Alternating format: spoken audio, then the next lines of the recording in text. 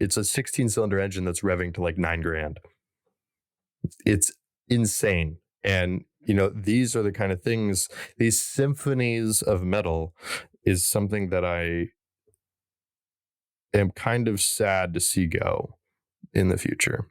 I don't want to lose that excitement, that feeling in your chest when a big thumpy V8 starts up.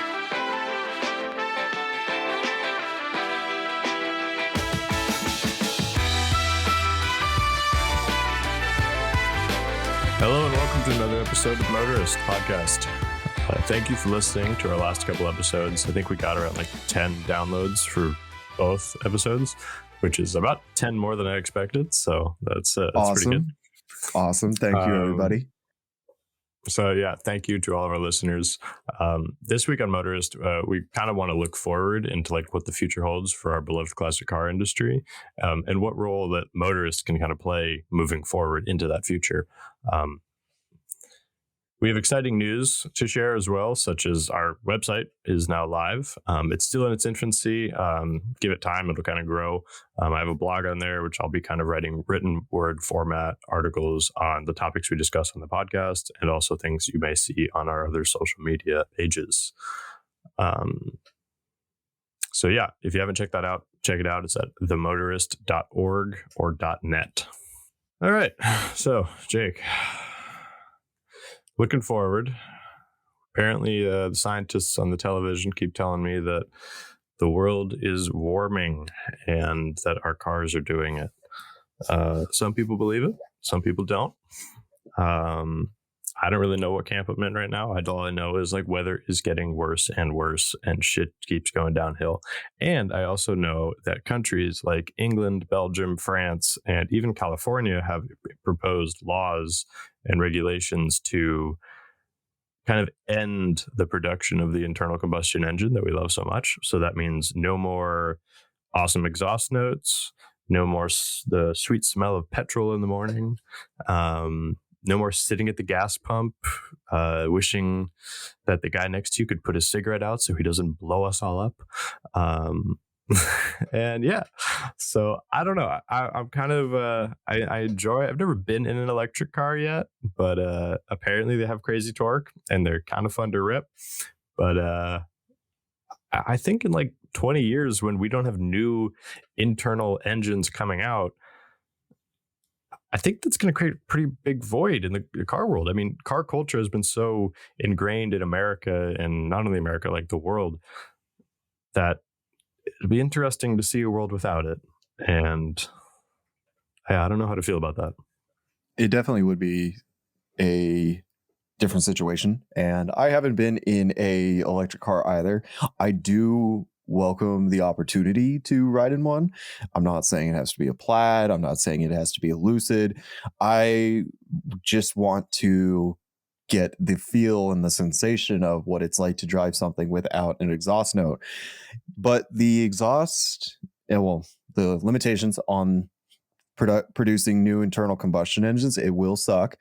And there are alternatives that we can do. I mean, there are also hydrogen cars.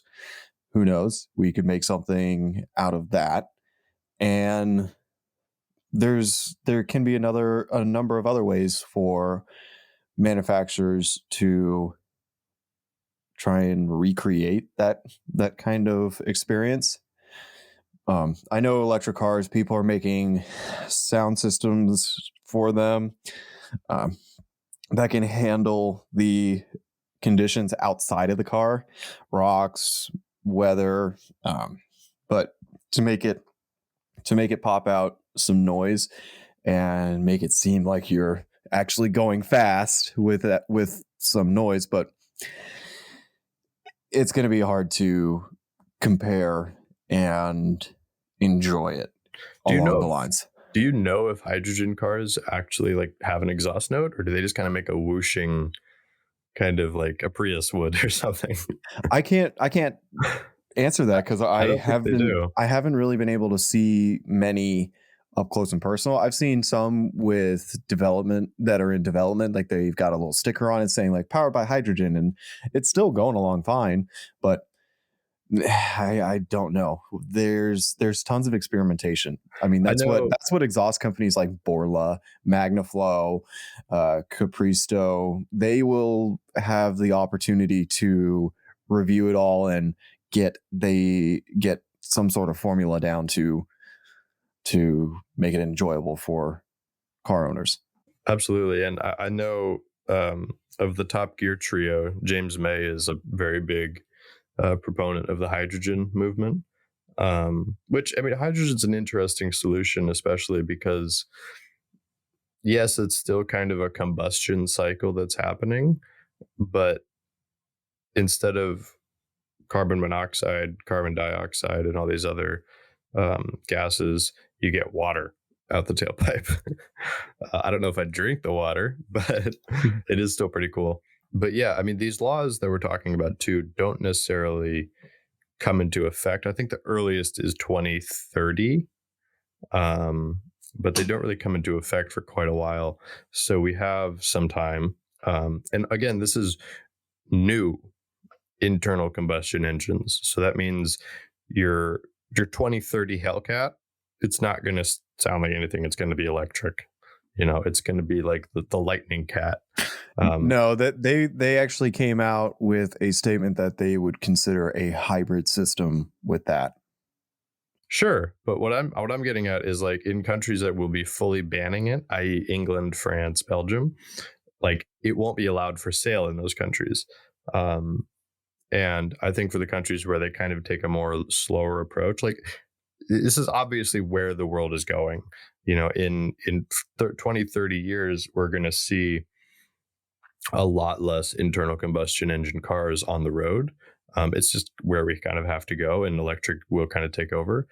My only question to all of this is, does it ever get to the extreme point where we ban just petrol in general, like where we can't even have antique or classic cars, where this whole industry just dies? Not to get nihilistic about it, but, like, is that a future and do you think is possible, or do you think there will always be this kind of level of historian-esque kind of preservation subculture of people wanting to keep the history of petrol and gasoline alive?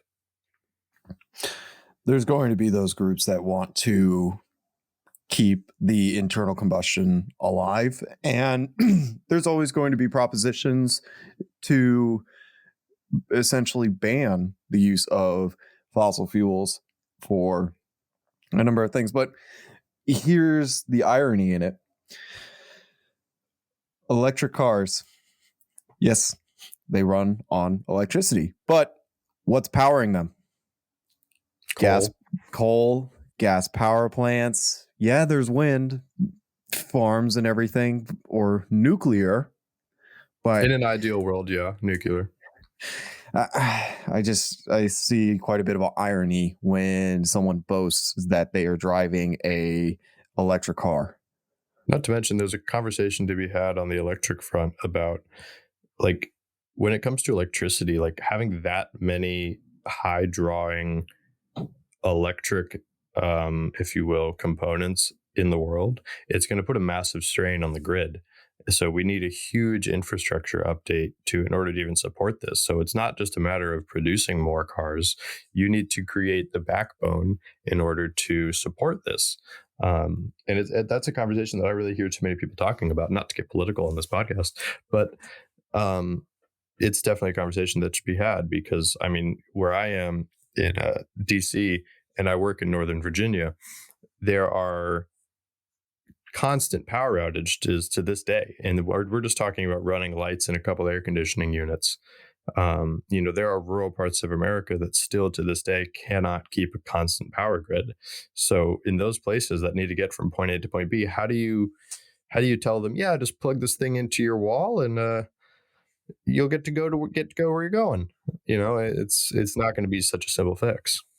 And you also have to do updating on your personal homes, your home, your business. You got to upgrade the electrical support there, because either you need to do a fast charge or just make it a little bit easier, you got to upgrade from a 120 to a 240 volt system.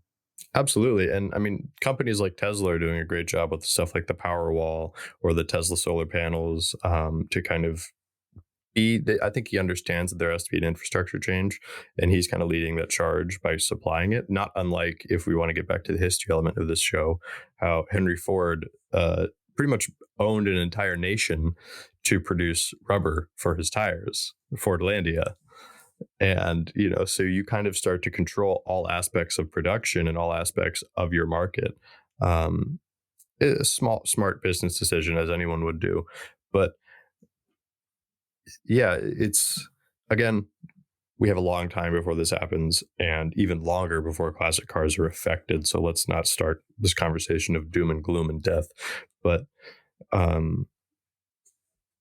yeah, I think there's some diehards out there who are still like, no, I'm gonna keep my Ford F-250 forever, and it's never gonna go away. And it's like, sure, but your Ford F-250 might just be a Ford F-250 Lightning in a couple of years, and that's just has to be something that we have to kind of come to. Tesla swaps or electric car manufacturer swaps, if you can get your hands on the components, they're popping up. Like there's a Datsun, I believe, or it's a Toyota that's swapped, and it was featured on Fastest Ride on Netflix. And then there's obviously all the other electric cars that are coming out these days with the new Hummer. The Ford Lightning has made a return, and it's exactly that, electrically powered and quick as can be. But anyway, to your point of Tesla swaps, like I have seen people, like, I don't know if you want to call them Tesla swaps, let's just call it electrification. I have seen people do it like Model A's, and it's basically just a big old DC motor that gets put where the engine is, and it powers. I've seen them go through the transmission, so you can still shift gears. But to a point, though, it's so strange. I see it almost makes me think of like that scene in Back to the Future 2, where they have these conversion kits to get your car converted into a flying car. And it's like, okay, like, yeah, but you see stuff like the like a Chevy Caprice or something, like getting a flying car kit, and it's just like, in your mind that doesn't fit, like it doesn't look right, and it doesn't feel right. And the same thing is true and evident of putting it, like, when the day comes that somebody swaps out a Colombo V12 out of a Ferrari and puts an electric motor in it, he'll be strung up on a cross. That's heresy. You can't do that. And I think it's coming faster than we think. We'll blink and it'll be 2035, and we'll have all this quiet going. That's what I wanted to mention to you, that with how our lives are going now, with how busy we are, we're just so involved with our professional careers. Time's flying by. I mean, it feels like just a couple months ago, I was just starting out at my dream job, and I'm already approaching a year. And it's the same with a lot of other things, where you go home, you see your dog, your family pet, and you see it's gotten older, and you don't know where the time's gone, or how things have changed in your hometown and you haven't been there in a year. It's crazy. Like that happened for me when I was home for the holidays. So I see that happening with the automotive industry. Time's just going to be flying by. We're going to be focused on other things, and next thing you know, it's going to be a whole new world for enthusiasts. It's a whole new world. It's going to be interesting. There's no denying it. And I think a world that, I think it's exciting. I want to get that point across. I think it's exciting because innovation and change is always exciting. Without it, we wouldn't have really a story to tell in this podcast, between the historical stories, or even contemporary stories of how people are doing engine swaps, modifying, or finding new ways to replicate lost techniques. But I think innovation and forward progress is always scary because change is scary. New things that we don't understand yet, don't know what to do with, is always something to be weary of, but also something to learn and kind of get on top of. But we also And made a step back, for example, with SEMA. What was one of the standout cars there? A Tesla that had an LS swapped into it. They said out with the future, in with the past, and it turned heads at the event. I mean, it's kind of like what they were expecting the new Supra to do last year, when it was just Supra with body kit, Supra with body kit, Supra with body kit, and it was just a repeat thing. Now we're going to be seeing, we saw a Prius with a Hellcat motor in it in the past. Then we see this Tesla with a LS in it. So there's going to be the people who are rebelling against these new modern times, and it's going to still have some excitement in your life. absolutely. I mean, there's always going to be that countercultural element to anything that people choose to do. And I think that's valid and exciting just all the same. But there has to be something said about, making it law to ban these things, because what's going on is you're effectively shutting down an entire industry, an industry that has been around for over 100 years, and is the backbone to many, many cities, just entire livelihood. Detroit, for instance, yeah, sure, you could swap them over to making electric cars, but making it a dead fast, hey, this date we're stopping internal combustion engine. What happens to all the old guys who spent their life mastering the internal combustion engine, and now they're out of a job because we don't make new ones anymore, you just work on the old ones. And it's no secret, if you want to make money as a new car tech, like a modern contemporary car technician, the money is in like the brand spanking new stuff always. Like, yeah, you can make money at the used car stuff, but it's, the ceiling on that is considerably lower. So all of these master techs who've been working in dealerships, mastering the newest technology, are just going to kind of be taken down a rung unless they can adapt and learn the electrification stuff, which takes a whole new level of certifications, because we're talking about amperages and wattages that are massive and can easily kill a person. So, For example, McLaren technician, I mean, we both know one. He has the ability to work on their road going cars with a ICE, and then they have to transition. ICE translates to internal combustion engine, for those of you who don't know. Then after they work on a car with just the combustion motor, then they have to go over to a car that may have a hybrid system, whether it's a P1 or a SF90 Stradale, the 918, or even the LaFerrari. And there's more cars getting added to that every day. So like Koenigsegg technicians, they got the Gemera, is that what it is? The new four-door. The 4-seater with the 3-cylinder motor, but it's also got electrification powering it too. I'm mega hyped on the Gemera. We could talk about that later, but there's going to be a lot. I like how these supercar or performance-based manufacturers are welcoming the hybrid era, and they're doing really well with it, with the smaller displacement motors or just cutting down on cylinders. Again, Koenigsegg went down to a 3-cylinder with, I don't know how many horsepower. It's still close to 900, if I'm correct.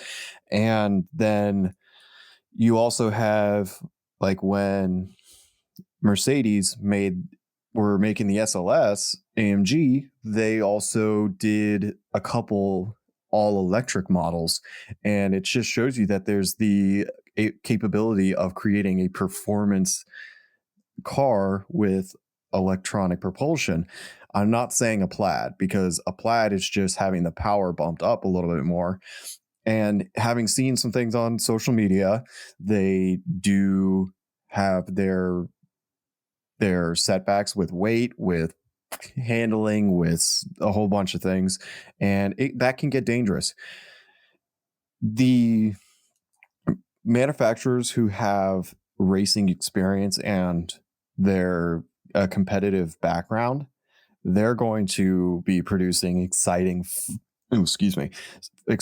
and fun electric propulsion cars, which are going to be in the next coming eras of racing as well. I mean, Formula One hybrid, and they're 1,000 horsepower. You got Formula E, and now there's been the like an electric rally electric rally series that goes all over the world. Extreme E. Yeah, Extreme E. They go all over the world. They go to, a couple of them have. Let's talk about Extreme E for a minute, because a lot of the teams are formed out of Formula One dynasty families. So the Sainz have a team, Carlos Sainz Jr. or Senior. Yep. Hamilton has a team. Rosberg has a team.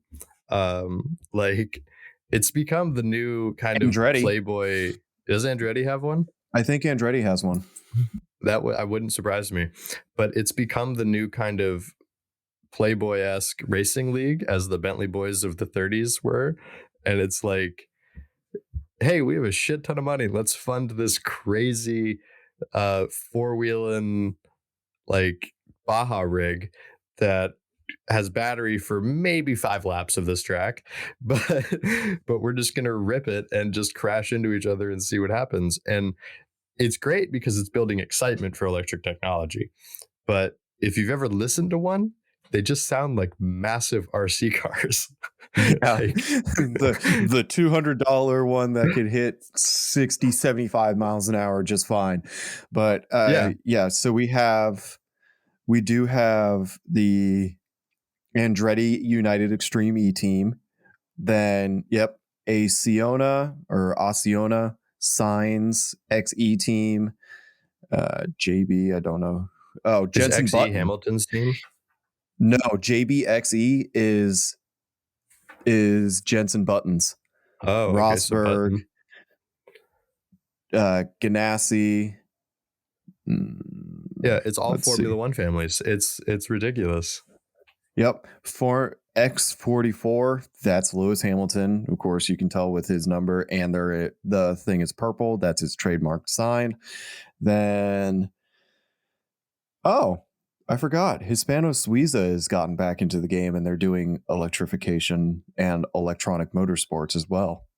So there is a lot of potential for amazing racing series. And Formula E, you can see some great highlight reels of the drivers there. They've got the same skill set as what Formula One and other open wheel racers have. So it's really a fun perspective on everything, and it's definitely something to look forward to. On the topic of motorsport too, the Formula E has been something that's been gaining a lot of traction. I have yet to go to a Formula E event, even though while I was living in California, they had one just in Long Beach right there. So I don't know why I missed that. But it's been something interesting, because when it first started out, when electrification was kind of new, they had to pull the cars into the pits and completely either change cars or swap battery packs or something. I forget what it was. They have to jump out and jump into a new car with a fully charged battery. So they have to maintain 2 different cars. So a total of 4 for a weekend, maybe even 6, because if you crash, you have to repair or replace it depending on the severity of it. Yeah. And I think watching some Formula E would be something that I might get into in the coming weeks. But that's another electrification sport that's super interesting. But again, part of the interest of Formula One, I think, is like the sounds that those cars make, like back in the V10 era, like, ooh, those The screaming V10s, or the V12s. V8s even, they were still revving up The V8s to were pretty good. still revving up into the teens. Yeah. But like, so there's this, you know who BRM is? British Racing Motors. We covered it in the racing colors episode. Yes. So BRM has reproduced their V16 from like the 40s or 50s. Wasn't that in conjunction with Cosworth? I don't think so, but I could be wrong. But oh my God, is that a piece of engineering? It is so beautiful. It's a ridiculously tiny displacement, but 16 cylinders, it sounds like unlike anything. It's a 16-cylinder engine that's revving to like $9,000. It's insane. And these are the kind of things, these symphonies of metal is something that I am kind of sad to see go in the future. I don't want to lose that excitement, that feeling in your chest when a big thumpy V8 starts up, that startling scare, kind of fright feeling of hearing a screaming V12. It's almost threatening, but it's exciting and alluring at the same time.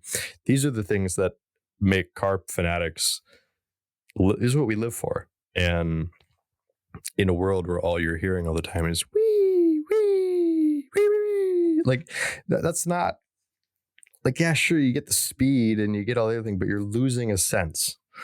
And it just seems dull and dumbed down. And I know, especially car people have an incredible knack for adapting to adversity. So I find I'm very interested into what we do in the coming decades to fill that void. Yeah, and just did quick research on it. It is being recreated. Well, they're having 3 motors recreated by a British company named Hall and Hall, and they actually got a YouTube video of it sitting in a rather dark, dingy room. That's the video I was talking about. It is amazing. And it's sitting on a stationary dyno. The blueprint of the V16 consists of roughly 36,000 individual parts. Yeah. And it's just shooting a giant fireball out of this exhaust. Like glowing red pipes. I love it. I love that car so much.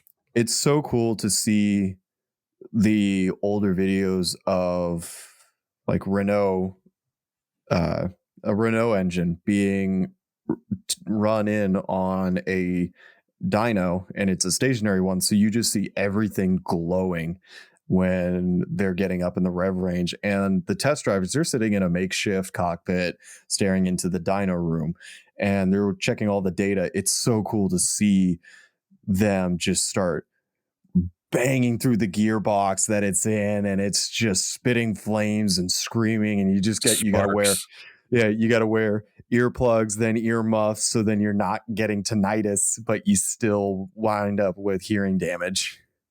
One of the great experiences I had when I was working for Mercedes-Benz, other than going to Pebble Beach, of course, was at the time we were working on a Mercedes-Benz 190 Evo 2. And for those of you who don't know, the Evo 2 was a homologation special for DTM racing of the 90s to kind of compete against the BMW E30. And we had this 16 valve 4-cylinder Evo 2 engine that we were going to take to our engine builder at the time. And our engine builder is arguably one of the last great historic masters of their craft engine builders, Ed Pink Racing Engines in Van Nuys, California. And Ed Pink specializes in pretty much vintage racing engines of all kinds, but primarily Miller racing engines, which are incredibly complex and incredibly old, but also used throughout history, especially the Offie variant, Fred Offenhauser. But one engine that they had in the back that they had been working with historically, especially, they were one of the only engine builders in the nation who built this engine in period, was the Ford 427 single overhead cam engine.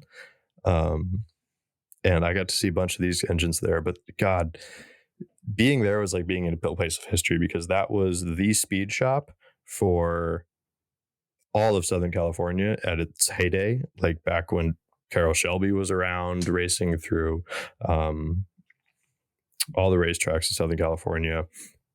But we took our engine there, this twin cam, 16 valve, 4-cylinder Mercedes 190 Evo 2 engine, and we got to run it on their dyno. And I got to be in the dyno room. Like I wasn't behind the glass. I was in the room. And I could see and feel the heat off of the exhaust and just the screaming engine. It was put up to like 7,500 RPM. It was just screaming. And we were just doing like a break-in and a power run. And it was so much fun to just not only be around these master technicians who have all worked their life perfecting their craft of building engines, but to see the history. Like they had pictures of like them standing next to like Carroll Shelby or like other people in the building, because this shop had been there for generations. But gosh, that was something else. And something I hope any car enthusiast gets to experience too, is that feeling of being in history, and especially with something they love. I got to experience something similar with that, with a Cosworth 4-cylinder in a X Formula 1 or Formula 2 car. And it was during a historics race weekend at Sonoma Raceway in Sonoma, California, for if it's not that obvious. And during the startup process and warming it up before it goes out on track, goes out, comes back in, got to help just check brakes, check the fluids, check the tire wear, make sure all the weights were still on the wheels. And you're walking around the car and cleaning things from like rubber being on the body panels. And it was just crazy to feel how warm everything was to the touch, and hearing it start up and go through the throttle blips to start getting the tolerances opened up and the fluids circulating enough to make sure it was ready for a race weekend. And it's insane being able to see the master technicians making sure it's all set and ready for a session. It's really fun to be in the pits and being part of a team that does that. Speaking of combining being in the pits and the electrification of the automobile, one trend that's kind of going around is with these extreme torque numbers that people are able to get out of the electric motor and insane battery packages that they're putting under these cars. Have you heard of the Neo EP9?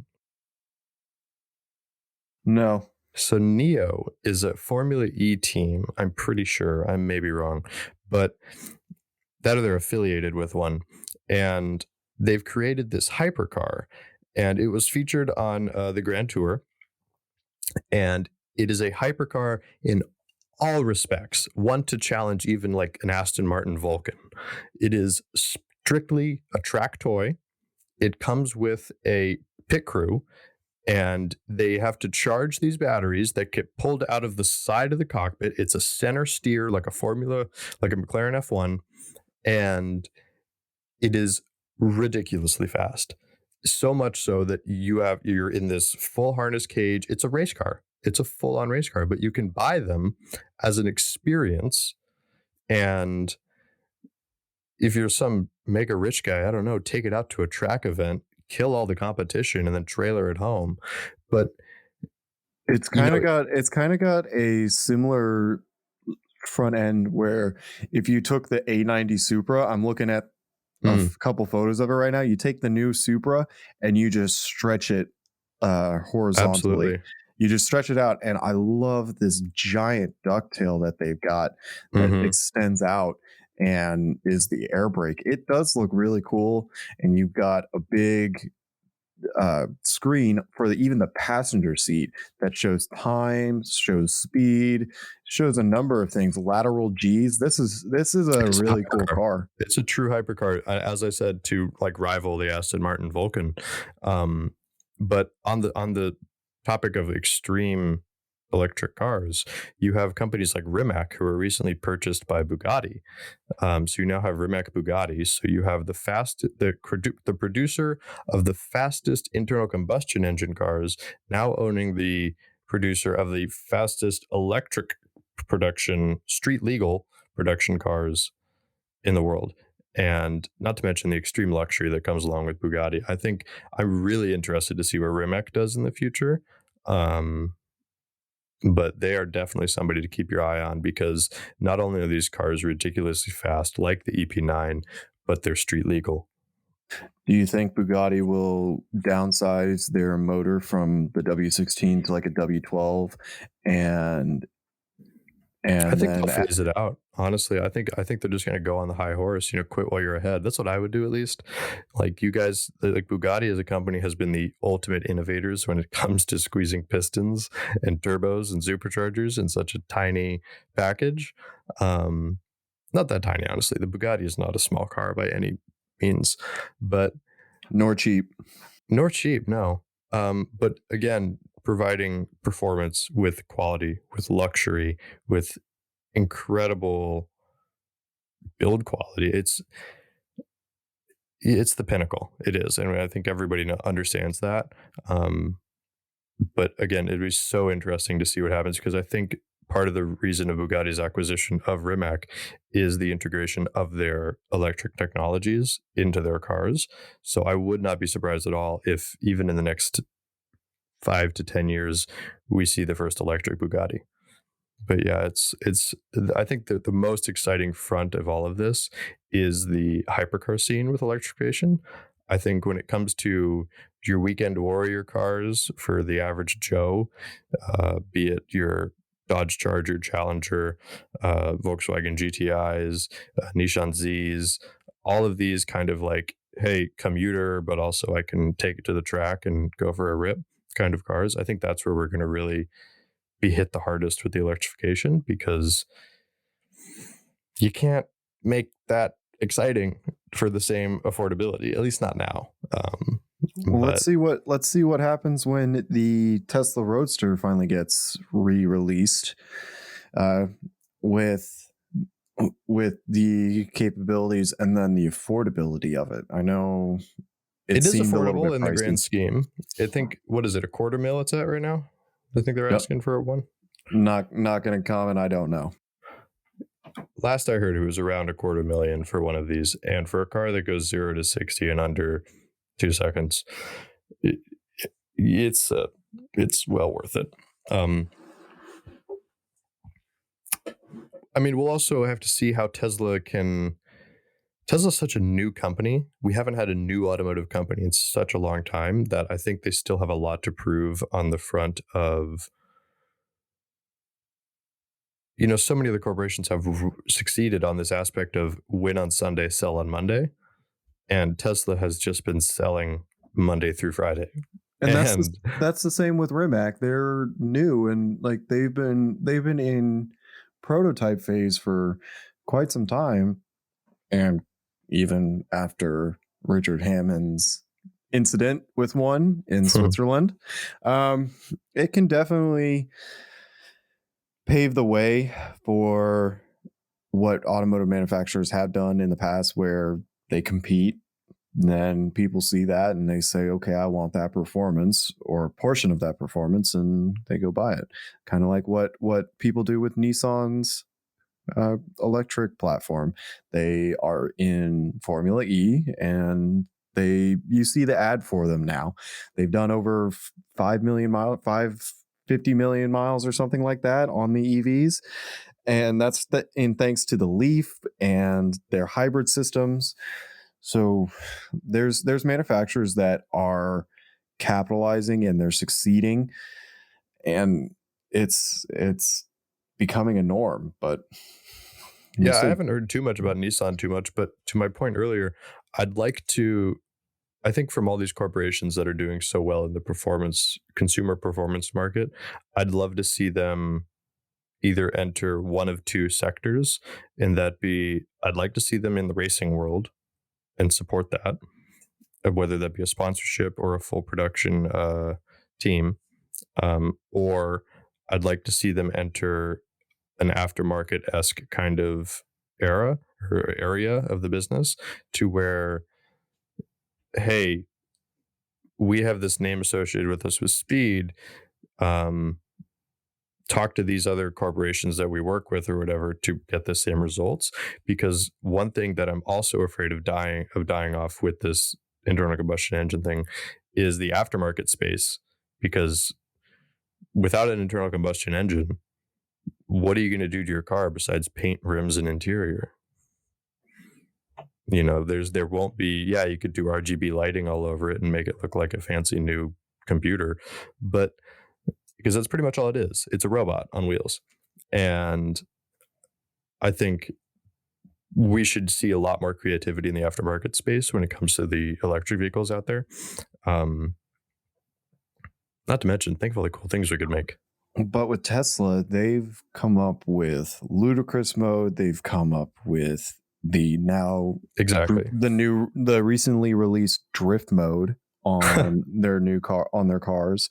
So taking it to someone that's got experience in their computer layout and programming, they've already got that handled.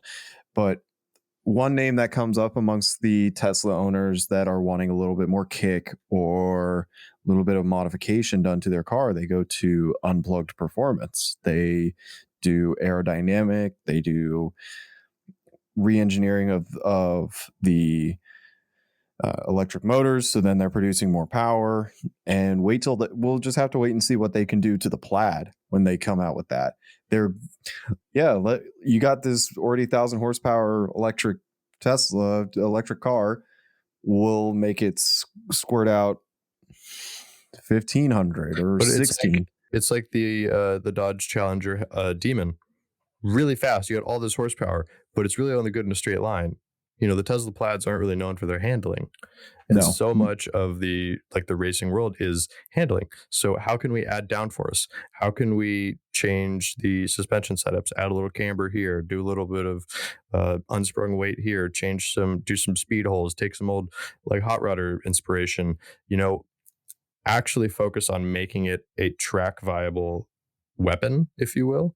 And I think you will see an incredible great rise in popularity among enthusiasts, because what we're after at the end of the day is that thrill. So that thrill of either lateral G's, the thrill we're losing rather of the sound of the car. But yeah, you could offer these aftermarket components in ways like coding. You could code a simple, when you have this much lateral G, you can actually add a little bit more power to these wheels because of my aerodynamic upgrades or whatever. We actually have some downforce here canceling any loss of grip. Or let's say even Elon Musk has proposed the idea of combining SpaceX with Tesla and putting high compression air rocket boosters on the back of the Tesla Roadster, which to me just sounds completely talk about ludicrous mode. That is insane. He already did it he already did it when he sent his own Tesla Roadster up there. No, he put a full-blown rocket on that car. We're just talking about the little... these are actually the adjustment boosters. So these are the things when you see, for instance, when you watch the lunar module coming down onto the surface of the moon, they're the tiny little air bursts that shoot out to kind of position the thing in the right direction. Those little jet engine things would be on the back of the Tesla. And in an atmosphere, they do a hell of a lot more than they do in the vacuum of space. But I think that the world's the oyster, as I said. man's ability to innovate and inspire knows no bounds, and I can't wait to see what comes of it. Especially when you're Elon. Especially when your name is Elon Musk. But looping back a little bit here to like manufacturers and how they're handling this swap, Mercedes-Benz. Mercedes-Benz is making these cars. One car in particular is the EQS that just got released. We also have the EQC, which is like the GLC variant gone electrified. But the EQS, like, I get what they're doing in ultimate efficiency and ultimate engineering excellence, but in that pursuit, they've lost complete stylistic anything. The car looks like a potato. Like, and it seriously does. There's no curves, there's no shape. It's just a raindrop. And we all know that the raindrop is actually the most aerodynamic shape. When it comes to racing, to my point of these aftermarket parts, you're going to see a lot more angular shapes because that's where you kind of get the most performance and the most downforce, because the more it looks like a jet fighter, the more faster, the easier it's going to kind of, because basically what a race car is an inverted airplane. So instead of taking off of the ground, it wants to glue itself to the ground.